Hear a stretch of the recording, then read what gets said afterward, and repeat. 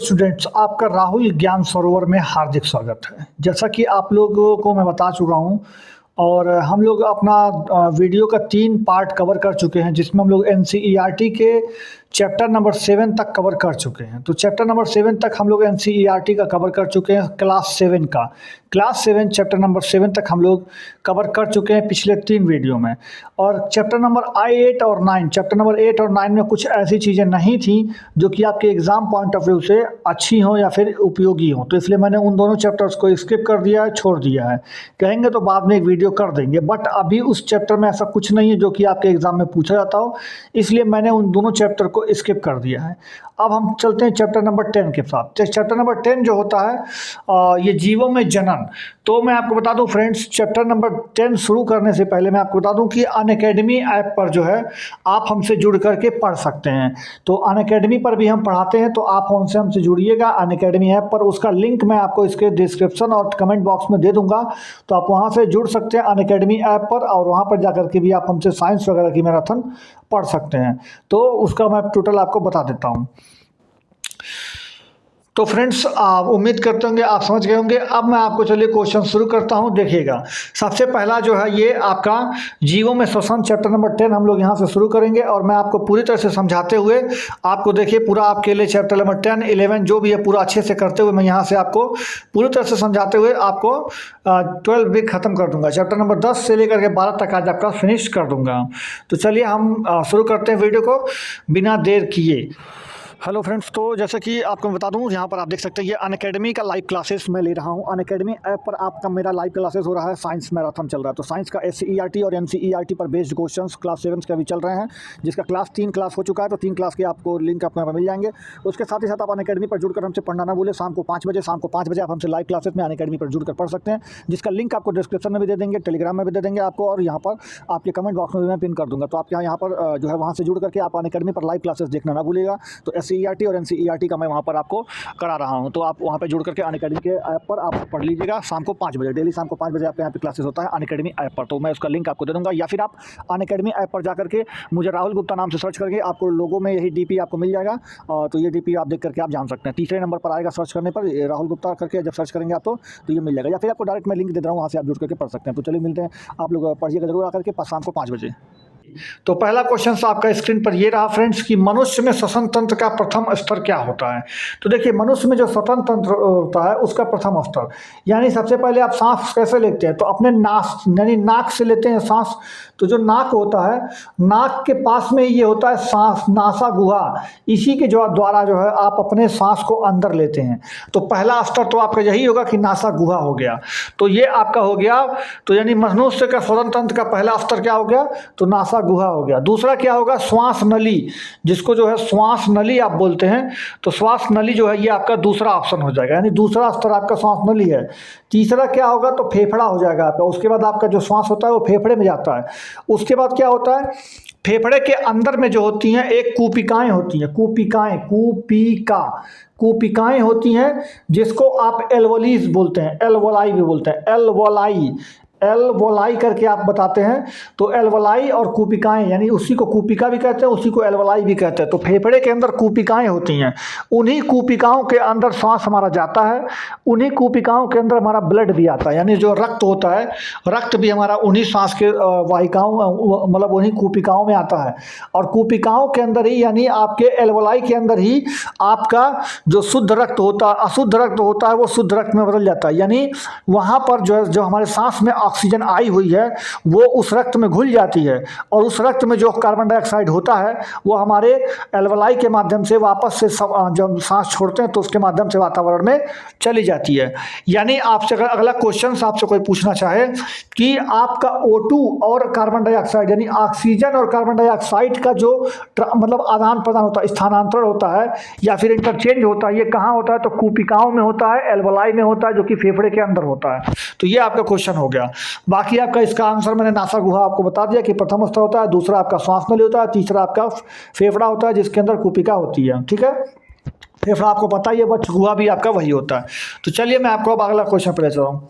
अंतः श्वसन में डायफ्राम की गति क्या होती है? सबसे पहले आप अंतः श्वसन समझिए। अंतः श्वसन जो होता है इसका मतलब आप सांस को अंदर ले रहे हैं, अंतः यानी अंदर की तरफ होता है, यानी जब आप सांस को अंदर लेते हैं तो उस समय डायफ्राम की गति आपको पूछ रहा है, तो अंतः श्वसन इसको बोलते हैं। और जो सांस अंदर लेते हैं, जो बाह्य श्वसन, जो जब सांस हम लोग बाहर छोड़ते हैं उसको निः श्वसन बोलते हैं, यानी निः मतलब बाहर छोड़ने को बोलते हैं निः श्वसन, और लेने को बोलते हैं अंतः श्वसन। तो जो अंतः श्वसन होता है वो डायफ्राम की गति को जो है एक तरह से आप उसमें पूछ रहा है कि डायफ्राम की गति क्या है। जैसे मान लीजिए आपका ये फेफड़ा हो गया, इस तरह से मान लीजिए आपका ये 2 फेफड़ा हो गया, आपने सांस लिया, ये जब फेफड़ा फूलेगा यहाँ पर होता है आपका डायफ्राम, यहाँ पर होता है आपका डायफ्राम। ऐसे जब आपने सांस लिया इसमें तो ये फेफड़ा जो है ये फूल जाता है, ये फेफड़े में क्या होती है, फूल होती है, तो ये डायफ्राम कहाँ जाएगा, नीचे की ओर जाएगा। यानी जब ये फेफड़ा फूलेगा, ये जब ये हिस्सा जब फूलेगा तो ये वाला हिस्सा कहाँ जाएगा, नीचे की ओर जाएगा। यानी जो फेफड़ा के जस्ट नीचे डायफ्राम होता है, जब आप अंतः श्वसन करेंगे, जब सांस लेंगे तो डायफ्राम कहाँ चला जाएगा, नीचे जाएगा, और जब आप सांस को बाहर निकालेंगे तो डायफ्राम अपने आप वापस अवस्था में आ जाएगा, ऊपर आ जाएगा। तो यानी जब अंतः श्वसन करते हैं तो डायफ्राम की स्थिति क्या होती है, नीचे की ओर जाता है।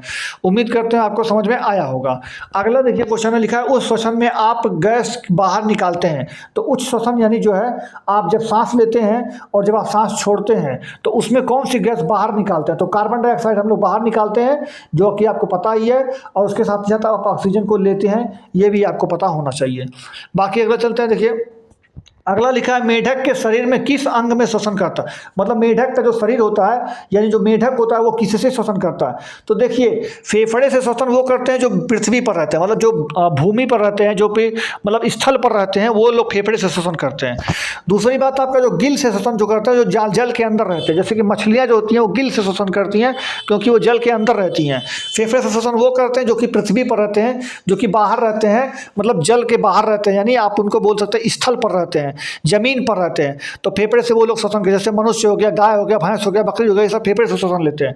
त्वचा से श्वसन वो लेते हैं जो कि भूमि के अंदर भी रहते हैं, पानी में भी रह लेते हैं, और आपके जल में भी रह लेते हैं, वो लोग त्वचा से श्वसन करते हैं। जैसे कि केचुआ का अगर आप देखेंगे तो मैं आपको एग्जाम्पल देता हूँ। केचुआ, तो जो केचुआ होता है वो ज़मीन के अंदर भी रह लेता है, पानी में भी रह लेता है, और आपका ज़मीन के ऊपर भी रह लेता है।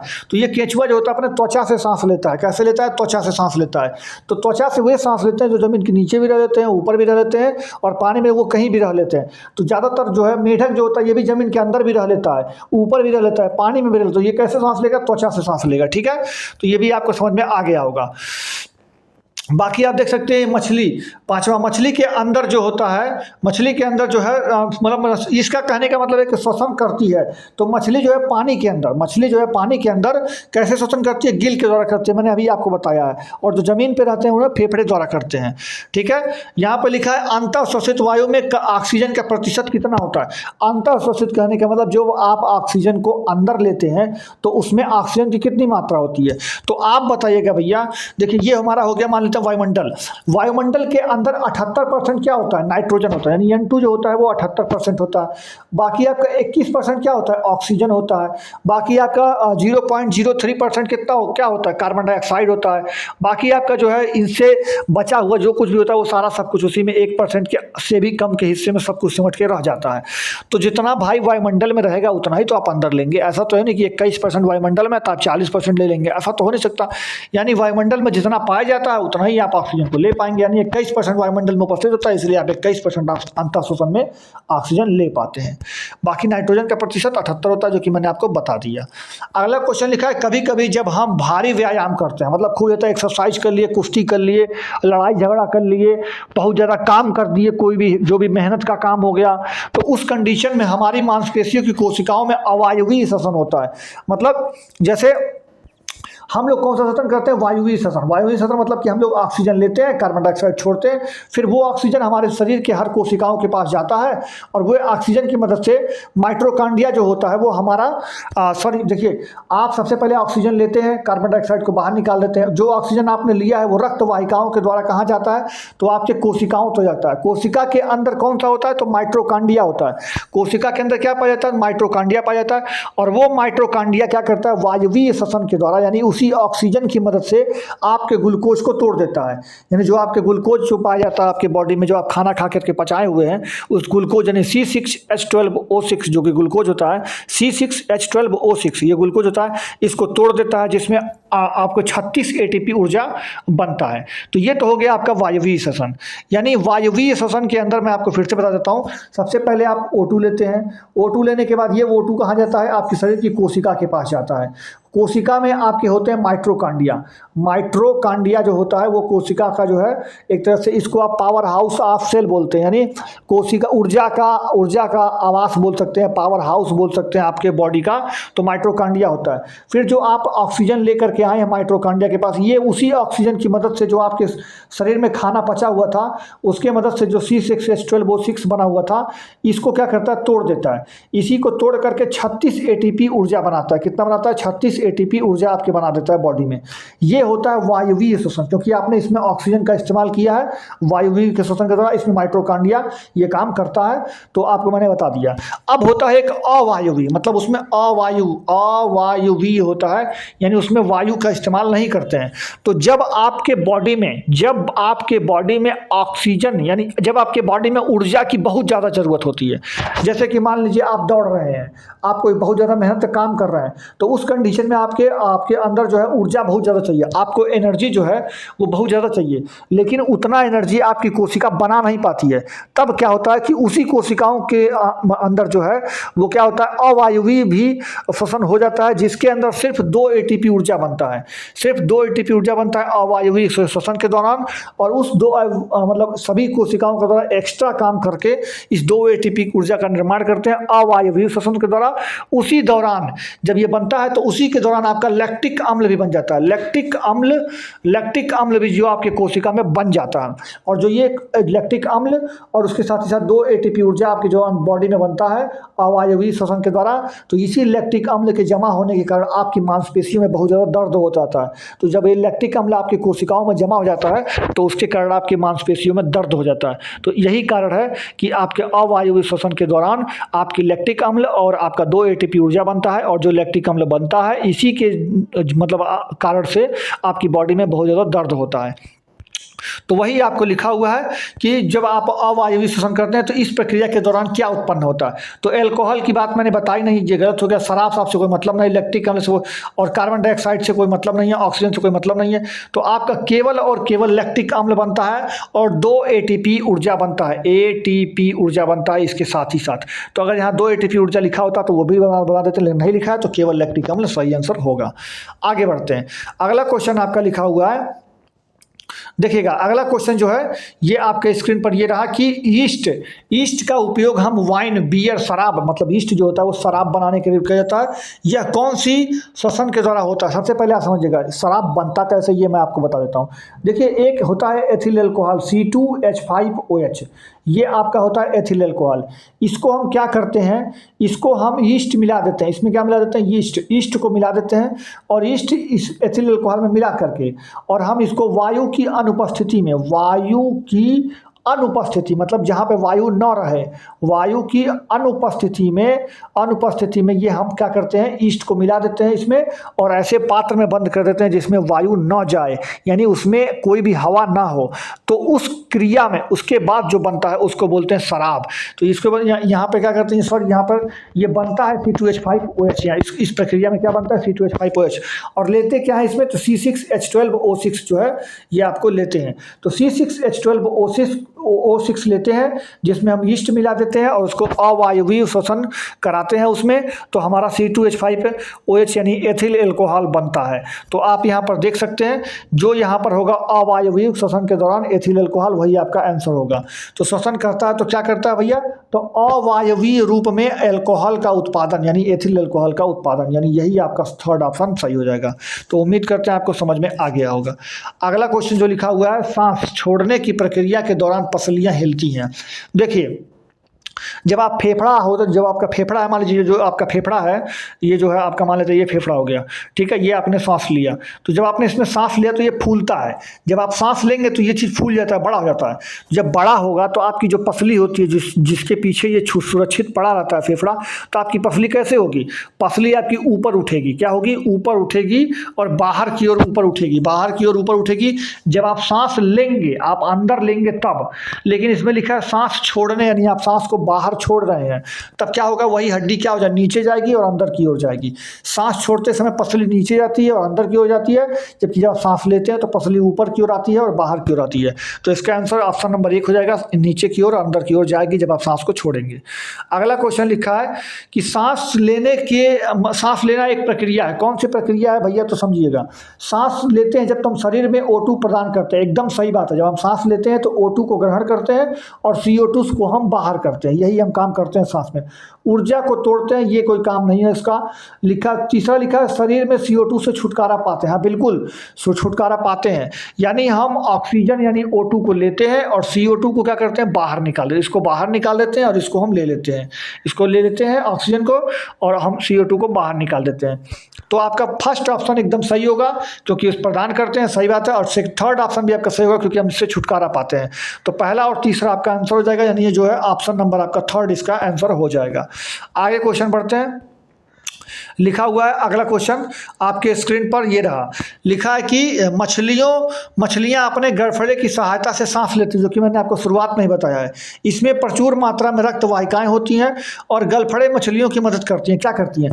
तो देखिए, हमारे जल के अंदर, हमारे जो जल होता है, चाहे कोई भी जल हो, समुद्र का जल हो, पानी का जल, मतलब नदी का जल हो, तालाब का जल हो, उस जल के अंदर हमारी ऑक्सीजन यानी O2 घुली हुई होती है। मतलब उसमें क्या होता है? घुला होता है।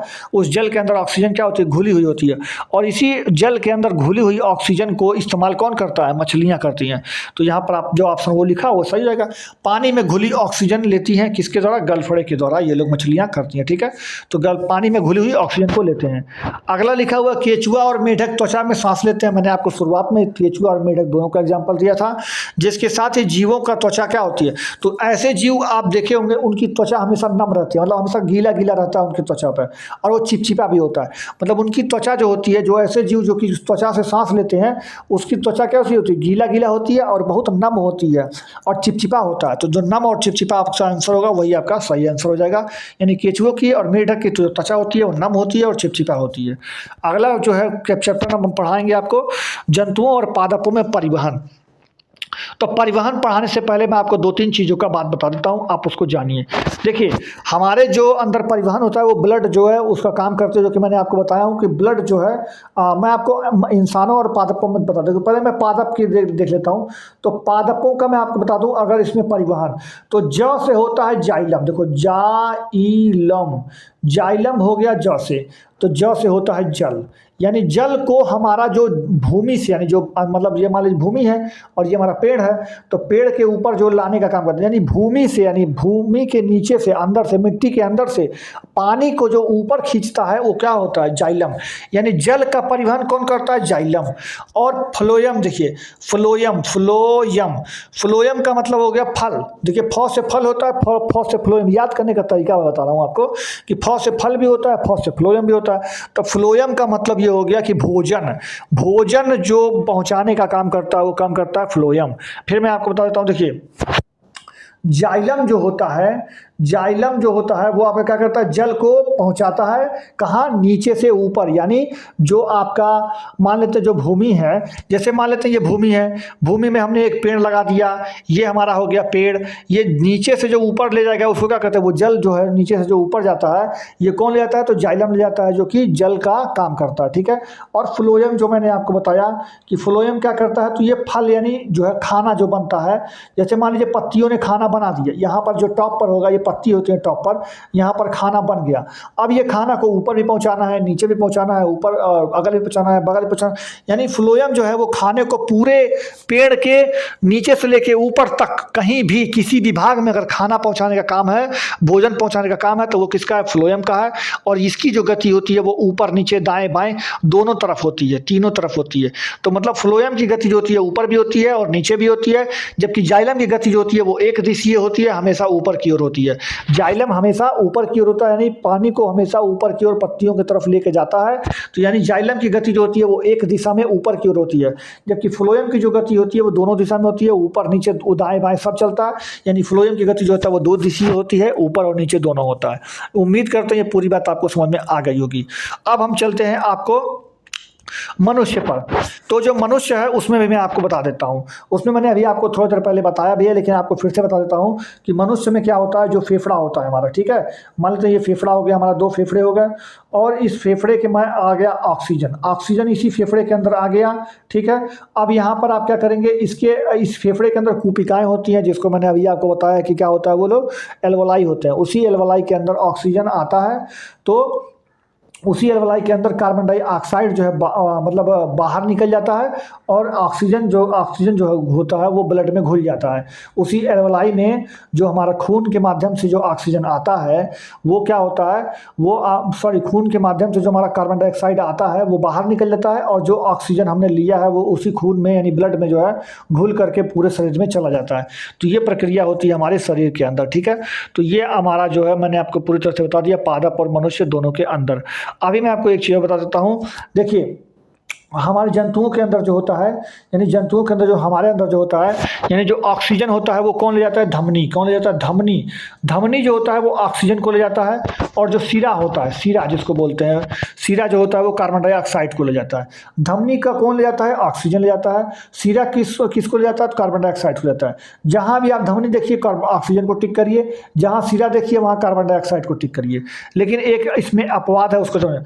अगर आगे लग गया फुसफुस, जैसे फुसफुस अगर लग गया, फुसफुस धमनी अगर लग गया, फुसफुस धमनी लिख दिया, खाली धमनी नहीं लिखा हुआ है, लिखा है फुसफुस धमनी, तब आपको लगाना है CO2।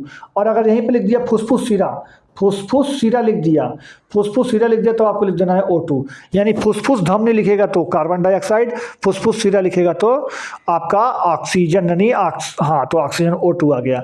लेकिन अगर केवल धमनी, फुसफुस नहीं लगा हुआ है आगे, अगर फुसफुस नहीं लगा हुआ है तो केवल धमनी लिखा हुआ, तो धमनी में आपका आ गया ये धमनी में आ गया ऑक्सीजन, और आपका सिरा में आ गया कार्बन डाइऑक्साइड, जो कि मैंने आपको बता दिया। अब मैं चलिए आपको बताता हूँ। देखिए हृदय एवं रक्त वाहिकाओं के शरीर के किस तंत्र का निर्माण करती हैं। जो हृदय होता है, रक्त वाहिका, देखिए हृदय का काम क्या है कि ब्लड को पंप करना। जैसे मान लेते हैं ये आपका हृदय है, ये काम क्या करता है, यहाँ पे जो भी ब्लड रखा होगा इस ब्लड को आपको शरीर के पूरे भाग में दौड़ाने का काम किसका होता है, तो ये आपका हृदय का काम होता है। तो हृदय पंप करने का काम करता है, ब्लड को पंप करता है, ठीक है।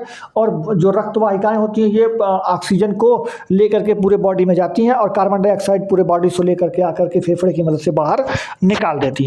तो ये काम जो है परिसंचरण तंत्र का होता है, यानी जो परिसंचरण, यानी चलने का काम किसका, परिसंचरण का होता है। तो हृदय और रक्त वाहिकाएं किसका निर्माण करते हैं, तो परिसंचरण तंत्र का निर्माण करती हैं, ठीक है। बाकी अगला क्वेश्चन देख सकते हैं आप, आपके निम्नलिखित में से कौन सा कथन धमनियों के लिए असत्य है। तो देखिए धमनी, सबसे पहले अगर आपके यहाँ खाली धमनी आया तो जो धमनी होता है भाई, जो धमनी होता है ये कैसा होता है, पहली बात तो ये O2 वाला रक्त ले जाता है, यानी शुद्ध रक्त ले जाता है। ऑक्सीजन का मतलब क्या हो गया, शुद्ध। तो शुद्ध रक्त कौन ले जाएगा, धमनी, जिसको क्या बोलते हैं O2 वाला। O2 वाला रक्त कौन ले जाएगा, धमनी ले जाएगा, शुद्ध रक्त धमनी ले जाएगा। तो ये जो है सबसे पहली बात ऑप्शन जो लिखा हुआ है, ये लिखा हुआ है कि ऑप्शन नंबर 1 में यह हृदय की शुद्ध और ऑक्सीजन युक्त रक्त को पूरे शरीर में पहुँचाता है। बिल्कुल सही बात है, धमनी ही शुद्ध रक्त को पहुँचाता है।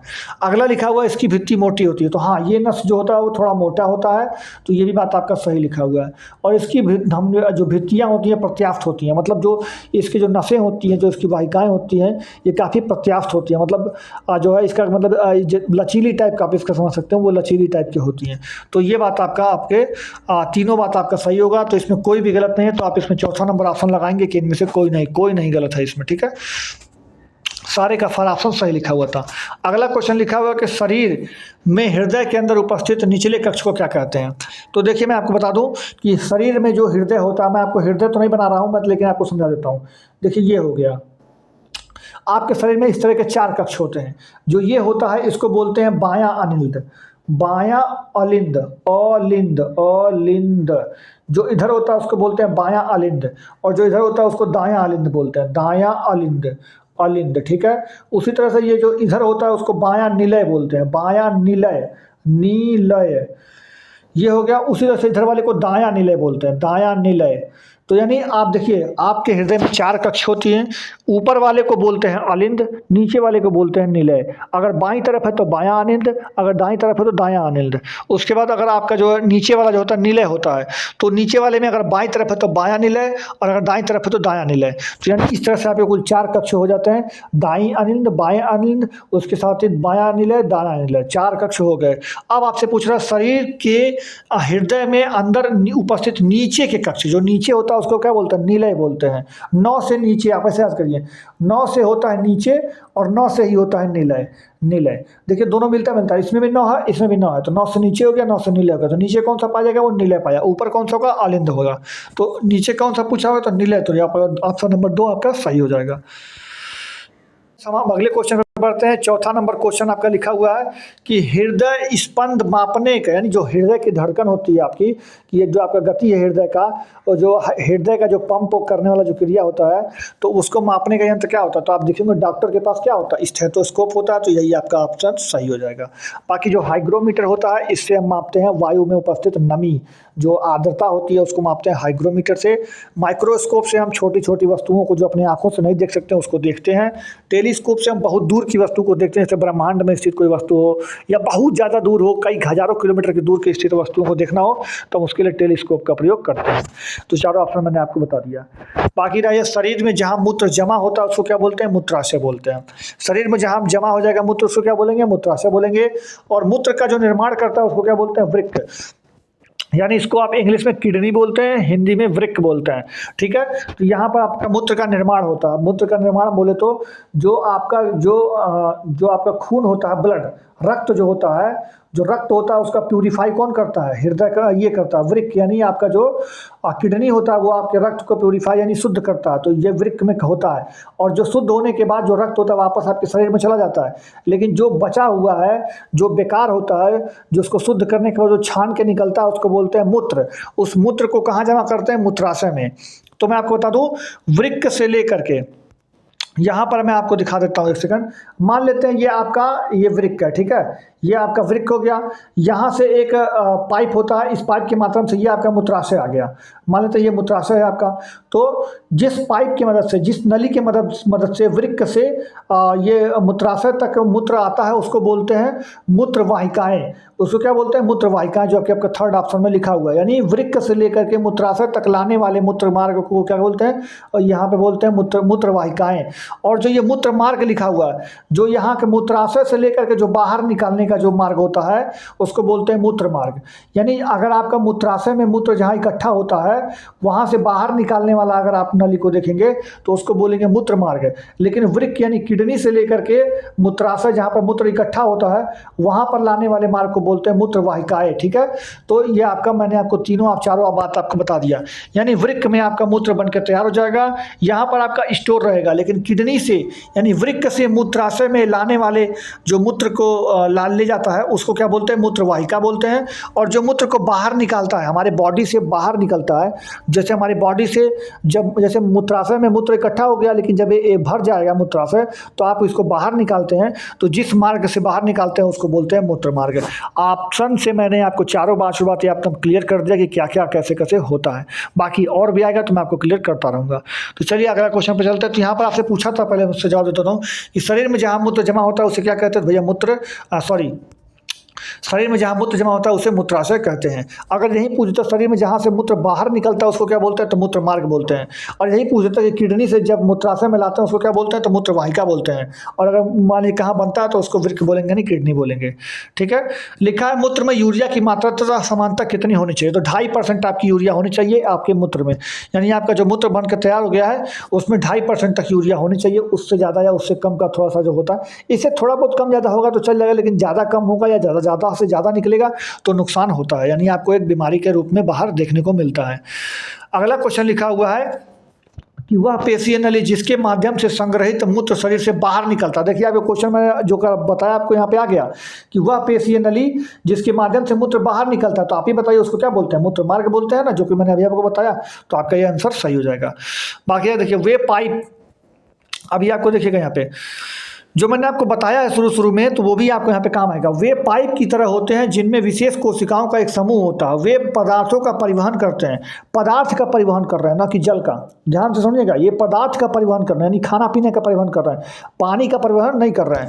और पौधे में दो तरफा यातायात करते हैं। मैंने आपको बताया था ना कि जाइलम एक ही दिशा में ऊपर की ओर केवल और केवल बढ़ता है, लेकिन जो फ्लोएम होता है वो सभी दिशाओं में चलता है, दो दिशीय होता है। तो ये दो तरफा यातायात बनाते हैं। और निम्नलिखित में से कौन सा शब्द ऊपर लिखित सुविधाओं को योग्य है? तो भैया मैंने आपको क्या बताया, जाइलम जो होता है वो एक दिशा में होता है। सबसे पहली बात, उसका दिशा कैसा होता है? एक होता है। और दूसरा जो होता है ये केवल ऊपर से नीचे से ऊपर की ओर चलता है। ये कैसे जाता है? नीचे से ऊपर की ओर जाता है। लेकिन जो फ्लोएम होता है अपना, ये दोनों दिशा में चलता है, ऊपर नीचे दोनों जाता है। और ये फूड को, यानी फल खाने को, ये खाने को जो है परिवहन करता है। और जाइलम जो होता है वो जल का परिवहन करता है, जो मैंने वीडियो के आपको शुरू में बताया। तो यहाँ के हिसाब से दो तरफा यातायात भी कर रहा है और पदार्थ का भी परिवहन कर रहा है। तो ये होगा फ्लोएम उत्तक। ऑप्शन नंबर आपका 4 इसका आंसर हो जाएगा।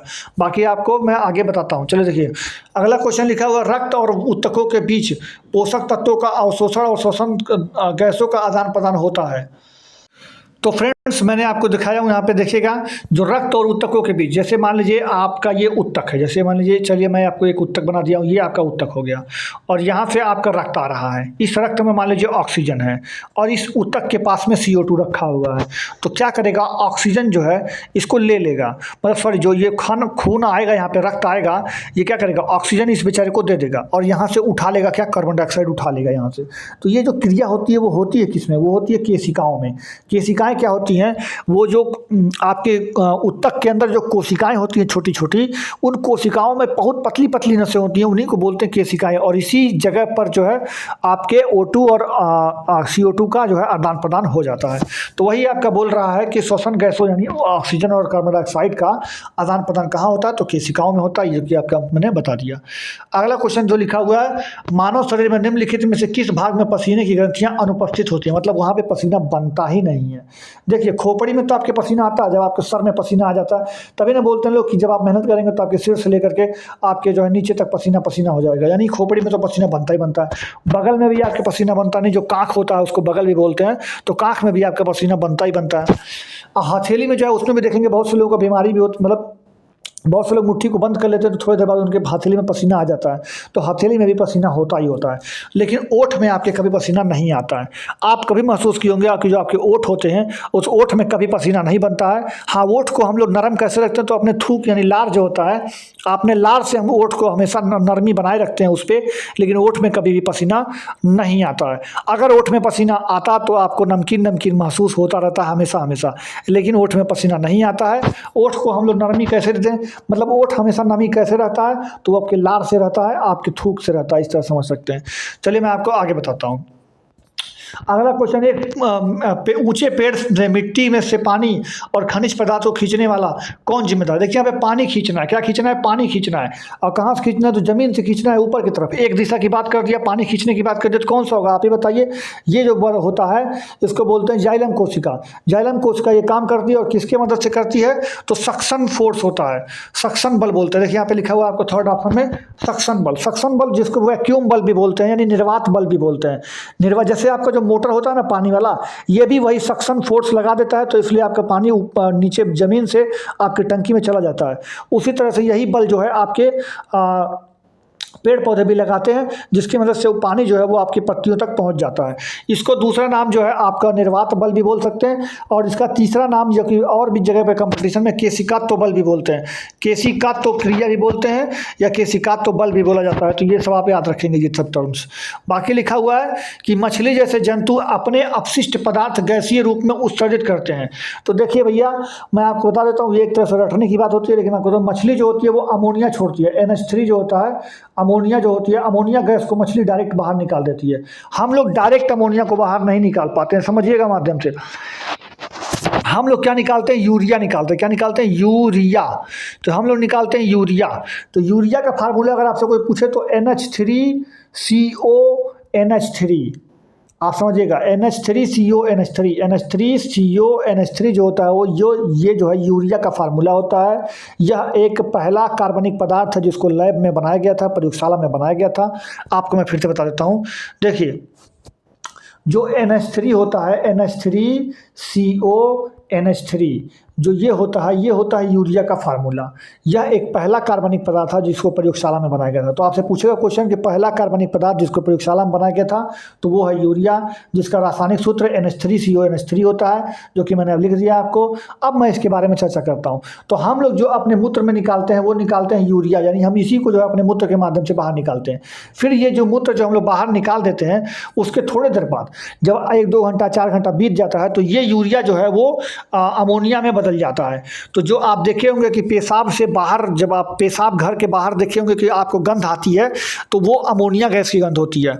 जब आप देखेंगे जहाँ पे मूत्राशय होता है, शौचालय होता है, पेशाब घर होता है, वहाँ पे आपको अजीब सी गंध आती है, तो वो गंध कौन सी होती है? ये क्वेश्चन है मेरे भाई कि जो पेशाब घरों या शौचालय के बाहर से जो गंध आती है उसमें कौन सी गैस की गंध होती है? ये क्वेश्चन है। तो आप बोलेंगे अमोनिया NH3। आपको फार्मूला भी दे सकता है, आपको नाम भी पूछ सकता है। तो फार्मूला हो गया NH3 और नाम हो गया अमोनिया। तो जो मूत्र घर, पेशाब घर और शौचालय के बाहर जो गंध आती है वो अमोनिया गैस की होती है। ये बनता कैसे है? तो हम लोग जो यूरिया निकाल के आते हैं वहाँ पे वो वायुमंडल से क्रिया करके क्या करता है? अमोनिया गैस में बदल जाता है। लेकिन इसके जस्ट विपरीत जो मछलियाँ होती हैं, जो मछली होती है वो मछली क्या करती है? डायरेक्ट अमोनिया बाहर निकालती है। वो यूरिया बाहर नहीं निकालती है, वो डायरेक्ट पानी में अमोनिया छोड़ देती है। वो डायरेक्ट अमोनिया का ही उत्साह करती है। कौन? मछली। तो मछली पानी में डायरेक्ट अमोनिया को छोड़ देती है। तो इसीलिए जो मछली होंगी, जो मछली होती है, मछली जो अपने गैस जो होती है वो अमोनिया गैस को बाहर डायरेक्ट आपके पानी में छोड़ देती है। तो मछली जो है कौन सा गैस निकालती है? तो अमोनिया जो है अपशिष्ट पदार्थ होता है अमोनिया शरीर का, उसको बाहर निकाल देती है। तो कौन निकालता है? मछली जो है अमोनिया को निकालता है। इसलिए इसको अमोनिया टोलिक कहते हैं, अमोनियोटोलिक।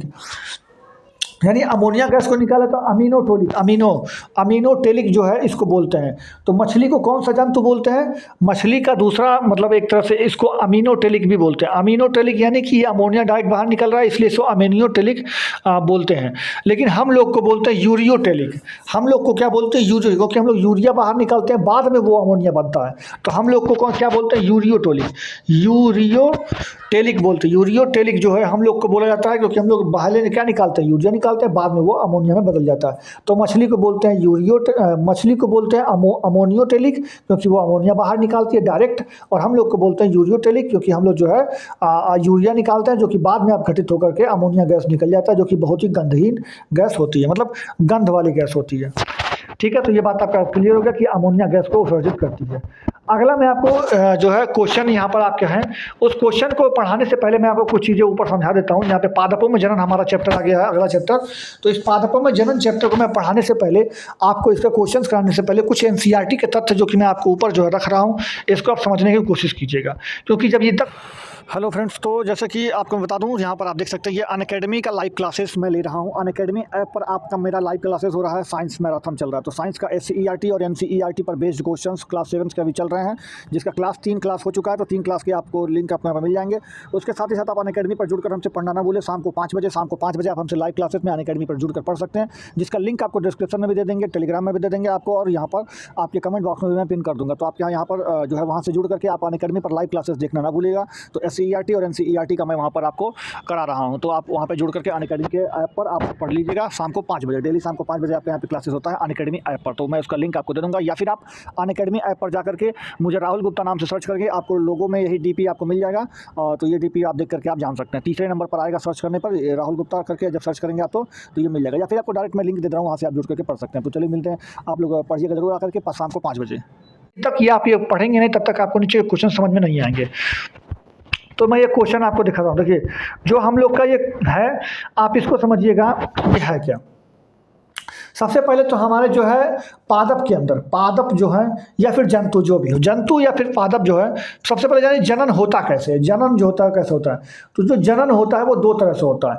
एक होता है लिंग जनन, मतलब जो है इसको आप एक तरह से जो है लिंग वाला जनन बोल सकते हैं, या मैं आपको बताता हूँ लैंगिक जनन बोलते हैं। इसको क्या बोलते हैं? लैंगिक जनन। लैंगिक जनन मतलब इसमें लिंग की आवश्यकता होती है, मतलब एक मादा रहेगा, एक मादा रहेगा और एक जो है पुरुष रहेगा। मादा और पुरुष मिलकर के जो जन्म कराते हैं उसको बोलते हैं लैंगिक जनन।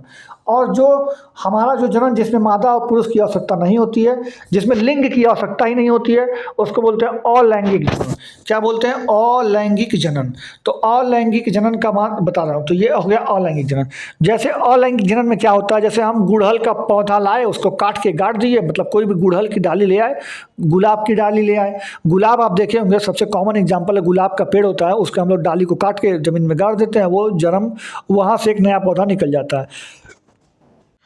तो फ्रेंड्स, जो वहाँ से पौधा निकलता है तो उसको हम लोग बोलते हैं अलैंगिक जनन, क्योंकि उसमें तो कोई भी लिंग नहीं था, मादा पुरुष तो उसमें था नहीं, यानी मादा और नर मादा का कोई खेल तो उसमें, कहानी तो था नहीं उसमें, तो वो तो डायरेक्ट हो गया, यानी उसको बोलते हैं अलैंगिक जनन। अब अलैंगिक जनन के अंदर 2-3 जनन होता है जो कि आपको पढ़ना बहुत जरूरी है।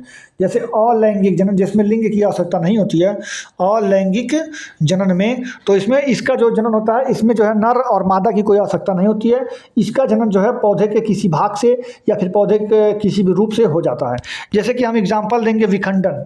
जैसे क्या होता है विखंडन? विखंडन का मतलब समझिए कि खंड हो जाना। जैसे मान लीजिए एक है ये, इसको हमने 2-3-4 टुकड़ा में कर दिया और चारों टुकड़ा एक नया जीव बन जाए, उसको क्या बोलते हैं? खंडन।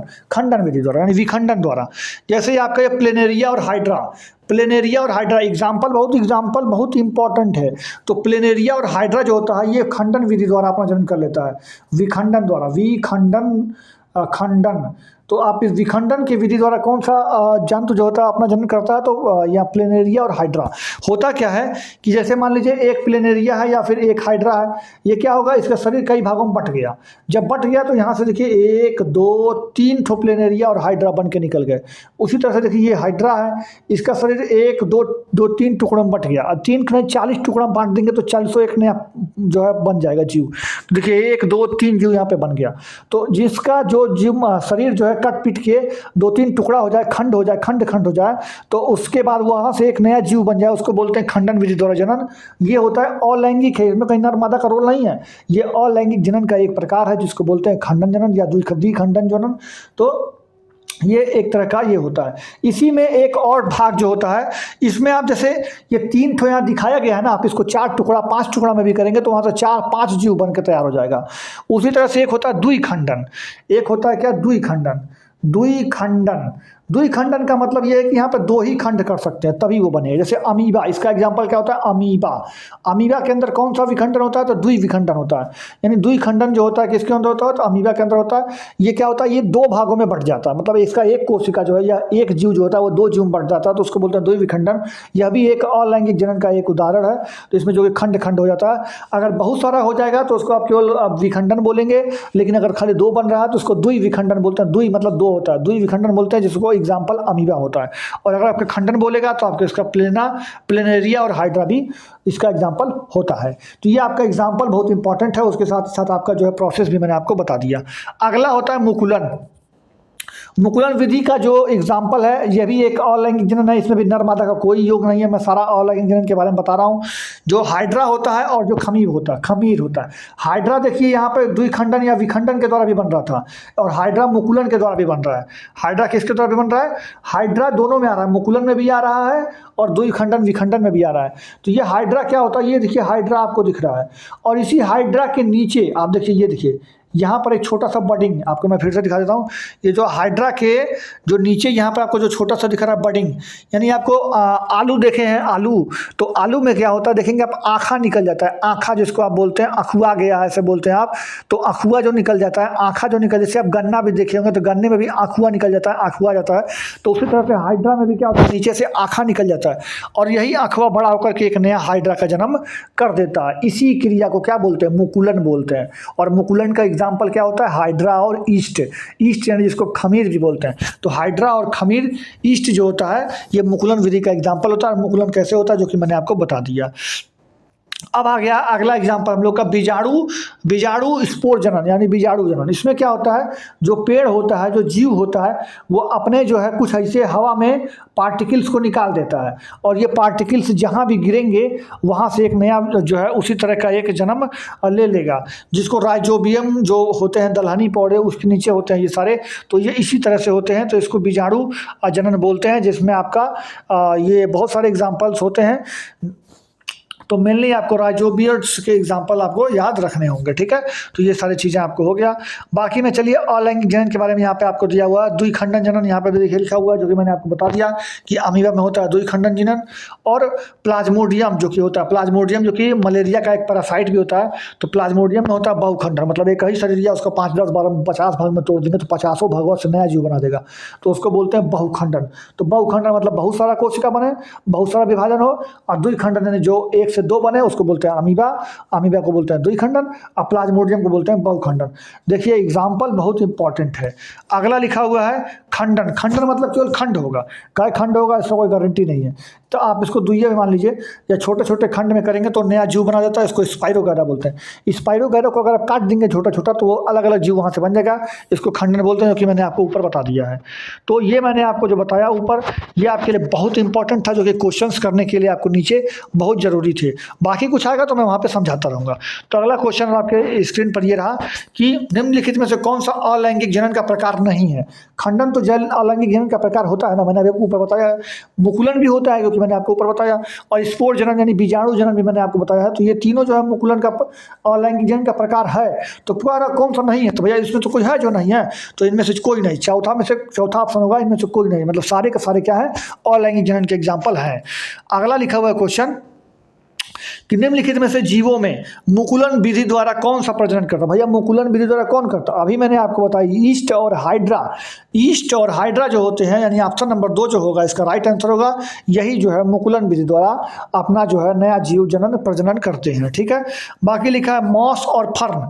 मॉस और फर्न जो होता है ये पादपों का जनन किसके द्वारा होता है, तो खंडन विखंडन के द्वारा नहीं होता, मुकुलन के द्वारा नहीं, ये बीजाणु जनन होता है। मॉस और फर्न का आप एग्जाम्पल याद कर लीजिएगा कि बीजाणु जनन किसके द्वारा होता है, या ये मतलब जो है एक तरह से स्पोर भी कहीं कहीं लिखा होता है। स्पोर द्वारा जनन कहाँ होता है, तो मॉस या फर्न में आपका स्पोर जनन होता है। अगला क्वेश्चन लिखा हुआ है कि निम्नलिखित में से कौन सा एक लिंगी पुष्प नहीं है, मतलब वो द्विलिंगी होना चाहिए। द्विलिंगी मतलब उसका मादा और पुरुष, यानी मादा और नर और मादा दोनों पार्ट एक ही फूल में होना चाहिए, तो ऐसा होता है सरसों। देखिएगा इसका पहचानने का तरीका मैं आपको बता देता हूँ। पहचानने का तरीका ये कि जिसका बीज जो है 2 भागों में बढ़ जाता है, वो होता है द्विलिंगी। क्या होता है वो द्विलिंगी, 2 भागों में बटा तो द्विलिंगी, अगर 2 भागों में नहीं बढ़ रहा है तो होता है एक लिंगी। जैसे सरसों देखेंगे, जब आप सरसों का काला वाला जो ऊपर का परत हटाएंगे तो 2 भाग में वो बीवा टूट जाता है, तो वो होता है द्विलिंगी। द्विलिंगी होता है, इसलिए उसका पुष्प भी द्विलिंगी होता है, और ये डाइकोट होता भी है, ठीक है। तो ये द्विलिंगी होता है, ठीक है। बाकी जो एक लिंगी होता है उसका बीजवा अगर आप काटेंगे या तोड़ेंगे तो उसमें 2 ठो नहीं निकलेगा, उसमें एक का परत में वो रहता है। जैसे मक्का, पपीता और खीरा, आप इसका बिया देखेंगे तो इसमें 2 ठो नहीं निकलेगा, उसमें एक का रहेगा। जबकि आम जो हो गया, आम अगर आप देखेंगे तो आम का भी आप बियावा देखेंगे तो बियावा 2 खंड में बटा होता है, अंदरवा। तो अंदरवा 2 खंड में बटा होता है। जब देखे होंगे आप जो बचवे पिपीहरी बजाते हैं, या फिर जब आप पेड़वा निकलता है आमवा के बियावा में से, तो आप देखे होंगे, खुद आप उसको महसूस किए होंगे कि वो जो है उसमें 2 पार्ट में उसका बिया टूटा होता है। जैसे मूंगफली हो गया, मूंगफली में देखेंगे तो 2 तरह से होता है। दाल कोई भी ले लीजिए, अरहर हो गया, जौ हो गया, अरहर हो गया, मटर हो गया, चना हो गया, कोई भी दाल आप ले लीजिए, उसमें 2 ठो होता है, 2 बियावा 2 भाग में बटा होता है। डाइकोट होता है, यानी जो होता है उसका द्विलिंगी होता है। वो क्या होता है, द्विलिंगी होता है। तो सरसों जो हमारा है ये द्विलिंगी है। तो इसमें पूछ रहा है कौन सा एक लिंगी नहीं है, तो भैया सरसों एक लिंगी नहीं है, द्विलिंगी है ना, तो यही आपका आंसर हो जाएगा। बाकी ये खीरा, पपीता, मक्का, ये जो है ये सारा जो है आपका जो है क्या है कि ये सब हमारा एक लिंगी है, ठीक है। बाकी आप आगे चलिए देखते हैं। आगे बढ़ने से पहले मैं आपको पुष्प की संरचना भी बता देता हूँ यहीं पे मोटी मोटा, उसके बाद हम आगे बढ़ेंगे। तो आगे देखिएगा, इसमें पुष्प में आप समझिएगा जो पुष्प में होता क्या है। सबसे पहली बात आप देखिएगा, इसको जो है हम इस तरह से आप पुष्प है इसको आप समझिएगा। पुष्प में मेनली 2 चीज़ होता है। आप इसको समझने के लिए मैं आपको यहाँ पर अलग से बना देता हूँ। देखिए या अलग से क्या बनाना है, देखिए आप यहीं पे देख लीजिए। जो इस पुष्प में, मैं आपको इसको थोड़ा जूम कर देता हूँ। देखिए इस पुष्प में जो ये ऊपर जो आपको ये बिंदु बिंदु दिख रहा है ना, ये बिंदु, ये बिंदु, ये बिंदु, ये तो ऊपर बिंदु बिंदु आपको दिख रहा है, इसको बोलते हैं पुंकेसर। ये पूरे भाग को क्या बोलते हैं, पुंकेसर। जो ये बिंदु बिंदु दिख रहा है उसको बोलते हैं पराग कोश। क्या बोलते हैं, पराग कण बोल सकते हैं, पराग कण। पराग कण, कण मतलब होता है बिंदु, छोटा सा टुकड़ा, और मतलब एक तरह से दाना बोल सकते हैं कण मतलब। तो पराग कण होता है ऊपर का जो दनवा होता है, आप किसी भी पुष्प में देखेंगे लंबा लंबा निकलता है, ऊपर छोटा दाना रहता है। जो दनवा होता है, जो दाना होता है उसको क्या बोलते हैं, पराग कण बोलते हैं। और जो दनवा को थामे रहता है, लंबा सा पतला सा सीक जैसा संरचना होता है, उसको बोलते हैं पुंकेसर तंतु। क्या बोलते हैं, पुंकेसर बोलते हैं, पुंकेसर। उसको क्या बोलते हैं, तो पुंकेसर बोलते हैं। तो ये दो पार्ट होते हैं, पराग तंतु, पुंकेसर, परागकण। ये सारे जो होता है किसका, ये होता है नर। ये जो क्या होता है, नर भाग होता है।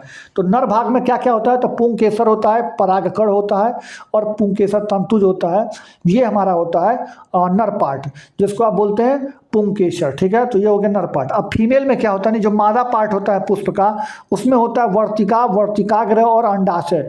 ये देखिए जो गोलका आपको दिख रहा है बीच में बड़का ना, ये होता है अंडाशय। क्या होता है भैया, तो अंडाशय होता है। यहाँ पर आप देखिए बीजांड लिखा है ना, बीजांड, उसी में होता है अंडाशय। ठीक है, तो जो गोलका हो गया बड़का, इसको बोलते हैं अंडाशय। और जो सबसे ऊपर जो टॉप पे होता है गोल का होगा, जो बियवा जिस पर जाके जो कणवा होता है ना, कणवा जो परागकण होता है ना, वो जाकर इसी पे चिपक जाता है। मतलब इसमें जब निषेचन करना होता है, जब इसमें जनन करना होता है, तो ये कण जाकर के इसी पे चिपक जाता है। तो जिस पे जाकर चिपकता है वो, उसको बोलते हैं वर्तिकाग्र। क्या बोलते हैं, वर्तिकाग्र। और जो लंबा भाग होता है जिसके माध्यम से, यहाँ मैं आपको दिखा दूँ, जो ये लंबा भाग होता है जिसके माध्यम से ये कण जो है ये इस बीजांड के अंदर आता है, तो इस लंबे वाले भाग को बोलते हैं वर्तिका। ये जो लंबा वाला भाग हो गया ये वर्तिका हो गया, और जो ऊपरा वाला जो छोटका जहां से वो घुसता है, प्रवेश करता है, उसको वर्तिकाग्र बोलते हैं। और जो ये बीच वाला गोल का भाग होता है इसको बोलते हैं अंडाशय। तो फीमेल यानी स्त्री कैंसर, यानी इसको जो है आप इसको पिस्टल भी बोलते हैं, तो इंग्लिश में पिस्टल बोलते हैं, और आपका इसको स्त्री केसर बोलते हैं। तो इसका 3 भाग होते हैं, वर्तिकाग्र, वर्तिका और अंडाशय।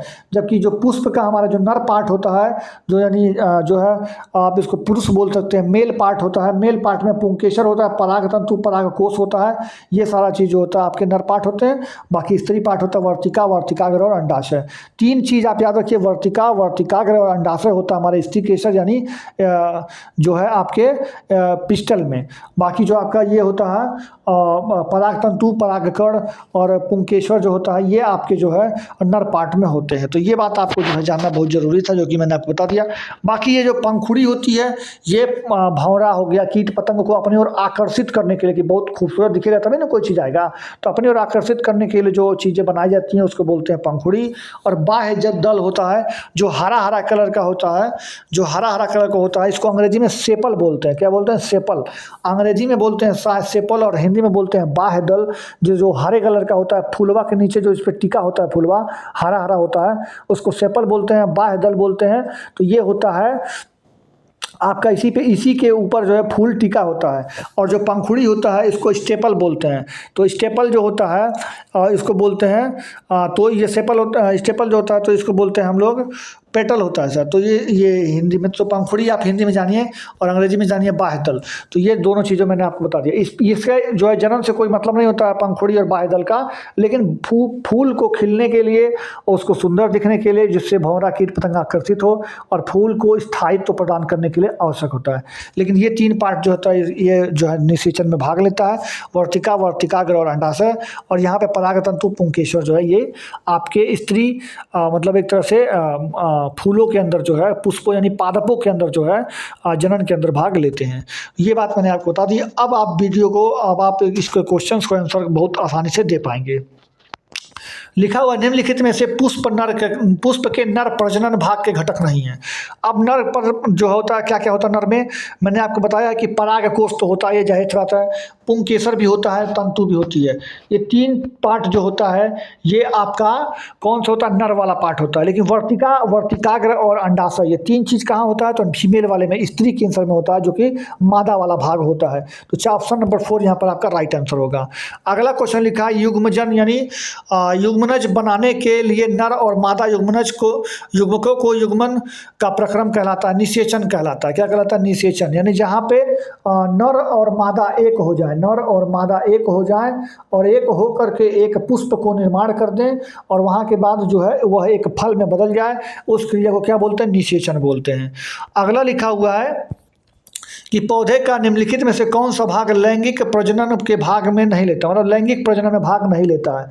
तो भैया देखिए, लैंगिक प्रजनन में कौन सा भाग नहीं लेता, तो शाखा से कोई मतलब नहीं है भैया।